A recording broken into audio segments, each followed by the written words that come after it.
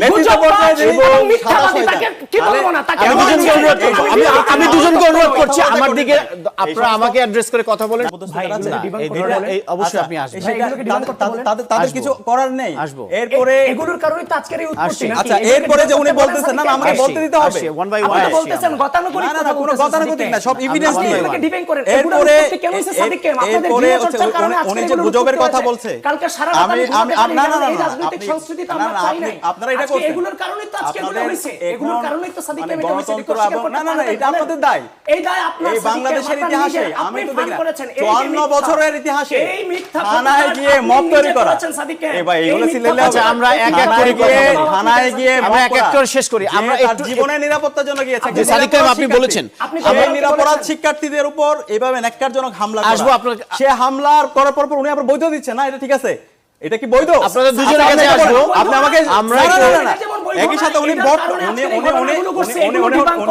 বট আইডির কথা বলছে। এগুলো ডিবাঙ্ক ঢাকা বিশ্ববিদ্যালয়ে এটা সর্বসম্মতিক্রমে সবাই এটা জানে। আচ্ছা বট আইডি চালা হচ্ছে ওনাদের এজিএস ডাকসুতে যে এজিএস সম্পাদক ছিল মায়ের, সে মায়েরদের হচ্ছে বট আইডি চালায় ডিপার্টমেন্ট অফ বাকশাল।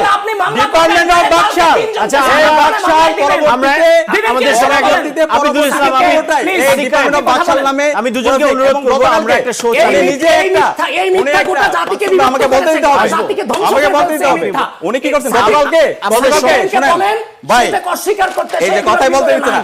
গতকালকে উনি কিভাবে গুজব ছড়াচ্ছে দেখেন, ওই থানায় গিয়ে একজন মোবাইল নিল, একজন সাংবাদিকরা ওনারা নাকি ধরছে। আচ্ছা ধরক সমস্যা নাই, যদি এটা ওনাদের অধিকার নাই, তারপরে তার ডিভাইস চেক করা সেটা হচ্ছে আইন শৃঙ্খলা বাহিনীর। কিন্তু ওখানে আবিদ ভাইরা সে ডিভাইস চেক করলো, ছবি তুললো, একজনের দিল মোকাররম বিল্লাহ নামে একজন সাংবাদিক। আচ্ছা আপনি বলেছেন এই পর্বে সেই মোকাররম বিল্লাহ কিশোরগঞ্জের ভাই, কিশোরগঞ্জের আমরা এখন দুজনকে থামাতে চাই, দুজনকে থামাতে চাই। আমাকে বলতে মোকাররম দুইজন যে এভাবে বিল্লাহকে ধরছে আমরা দুজনের ভাই কথা এত অ্যাগ্রেসিভ ওনাদের সাথে তাহলে বসা যাবে না। আমি মোকাররম বিল্লাহ কেন ভাই মিথ্যা এই মোকাররম বিল্লাহ দেখেন, মোকাররম বিল্লাহ কিশোরগঞ্জ যে এমপি প্রার্থী ছিল তার পক্ষে সে ক্যাম্পেইনের পেজ সে চালায়। আরে ভাই তাকে ধরে উনি বলছে বটফোর্স ধরছে, তার দলের বটফোর্সদেরকে ধরে তারপরে সে বলতেছে হচ্ছে আমরা একটু শান্ত ভাবে চালিয়ে দেব। সকল বটফোর্স আমরা একটু আকবর ভাইয়ের কাছে যেতে চাই। আবিদ ভাই হচ্ছে সাদিক কায়েম, আবিদুল ইসলাম বটফোর্সের অ্যাডমিন। আর ভাই ভাই সিল্লায়া আসেন, আমি প্রমাণ নিয়ে আসছি সাদিককে। সিল্লায়া মার্কেট পাওয়া যায় না, সিল্লায়া মার্কেট আবিদুল পাওয়া যায় ইসলাম না। খান এবং সাদিক কায়েম আমি দুজনকে বিনয়ের সাথে অনুরোধ করছি, আমাদের সঙ্গে একজন অতিথি আছেন।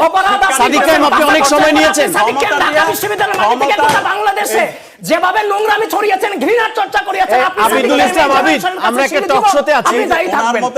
ওনার মতো একজন না সাদিক ভাই আপনি অনেক সময় নিয়েছেন, আপনি